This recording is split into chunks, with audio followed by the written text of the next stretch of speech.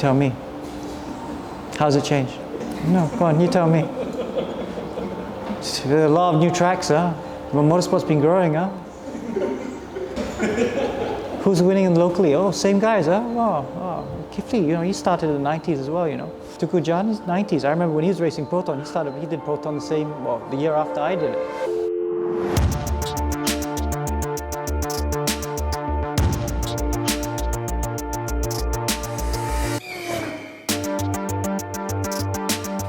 Hi, I'm Alex Yoong from Motorsports. I'm more well known for being the first Formula 1 driver from Malaysia.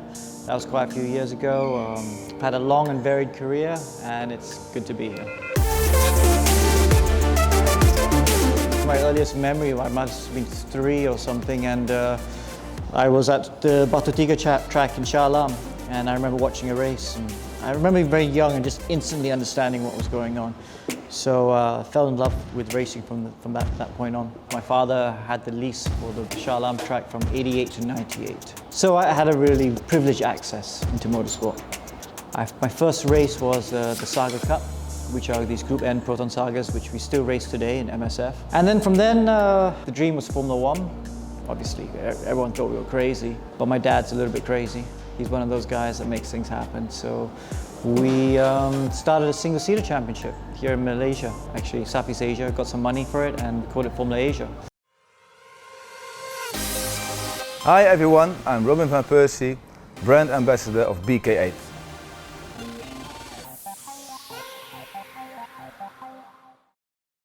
So that was really good for the region. And from there I was able to springboard into Europe. And we were racing in Europe, and then I managed to get a couple good results here and there. You know, I finished on the podium in Formula 3, finished on the podium in Formula 3000. If we keep going, you know, maybe we can get to Formula 1 because Formula 1 had just come to Malaysia, right? So that was a big gamble because we knew there were no other drivers from Malaysia at that point. Put us in pole position, literally. Managed to get the test with Minardi, and that went really well. It went a lot better than expected because I was really thrown into it. So they offered me the seat. Obviously we had to find sponsorship, and that was when the government said, all right, let's try and make this happen.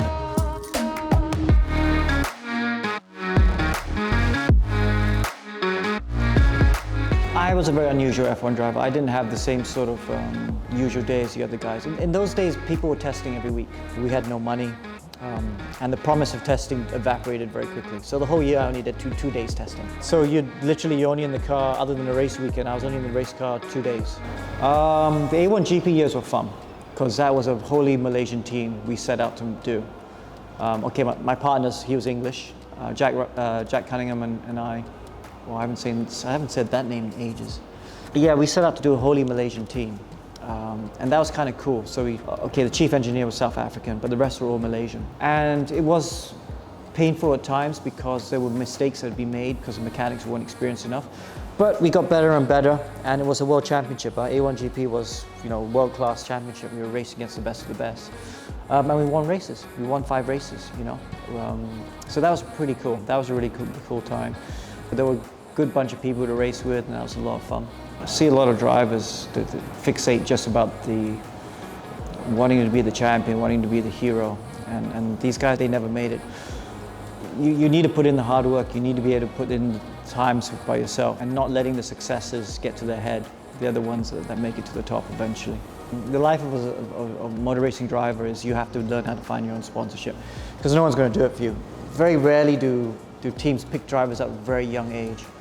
You don't get into sports for glory. You get into sports because you have a searing love for it, about trying to improve yourself and wanting to get better and better and better and better. And if along the way you have some success, great. This is my office, so welcome to my office. The only thing that would irritate me is if I didn't perform to my level. If someone beat me and he did a great job, that incentivized me to be better. I love putting myself in tough competitions, even if I don't win, because it makes me raise my level. And that's where the true satisfaction is trying to raise that level. And you need intense competition for that. Like anyone that reaches the top of the sport, you need to be a bit of a bastard. You need to know when to push for what you want. Nice guys always finish last. Got a son, he's 17 now, doing a bit of Formula 4. He's got quite a good level of competence, good ability. He works hard as well. But like all kids that age, they need to figure out a few more things first before they start reaching their potential. Like I said, he's got a very good head on him. And for an Asian driver, his work ethic is very good.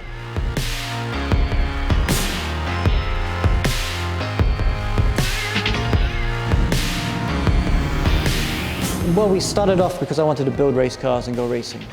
I wanted to get into a manufacturing business and build bespoke stuff like radiators or wishbones and stuff. So that's where Axle started, and then maybe get into the aftermarket. That kind of collapsed with that 2008, again another recession, because suddenly labor in Malaysia was not cheap. But the long-term plan was always to get into esports. And we're just kind of looking and saying, well, is it the right time, is it the right time? And we felt last year, we thought, okay, I think it's really reached it's got its critical mass now, we should get into it. And so we got into it.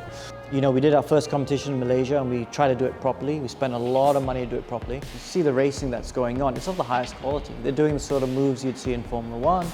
The whole grid is at a very high level, you know, not just 5 or 6 of them. And I really enjoy watching that personally.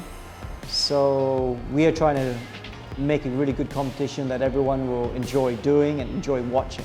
I love that I can get community and we can talk about race stuff. We can talk about lines and driving techniques and car setup.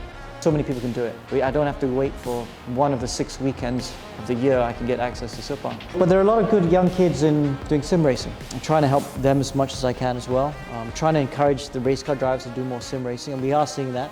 You know, Alistair does a lot of sim racing. Mitchell Chia is doing a lot of sim racing now. It just adds so much more to your racing. Once you can get past the whole depth perception and you can learn to gauge speed just visually, once you can get past that, then there are so many things you can learn that will help you in the real world. I mean, Formula 1 damaged my career in many ways because we were always at the back and we didn't have success. So I had to try and rebuild my career after that. So I went to America, I went to Australia, again with no money, just jumping in cars and driving, very much like a journeyman sort of thing. You know, the whole Formula 1 thing was a lovely idea, but I think you can see it as a failed experiment. I mean, for putting Malaysia on the map, undoubtedly. As a marketing exercise, undoubtedly. Fantastic. For building a motorsports business, I would say very negative. We got a great world-class facility, but then they closed down our other 2 tracks, which were perfect. Batu Tiga and Pasir Gudang, fantastic tracks, but they're gone.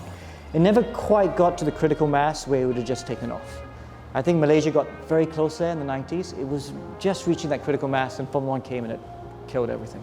I still love motor racing, but I feel it's too expensive and it's too hard to get into. You know, having one track and trying to get days there is, you can never make a business out of it. Not a proper business, you know. How would you say that Malaysia's motorsport scene has transformed? You tell me. How's it changed?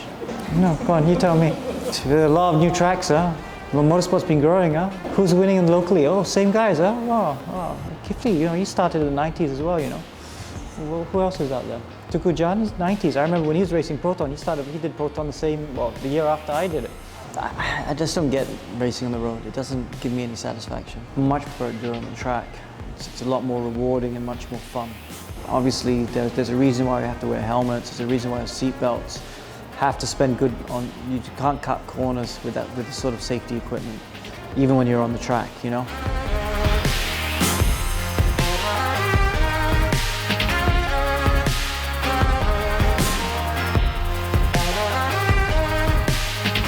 I'm Alex Yoong, and that was my story.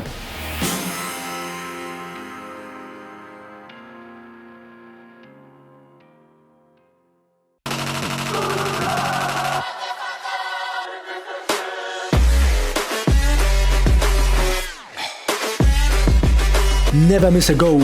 Watch it on BKA Live TV app right now.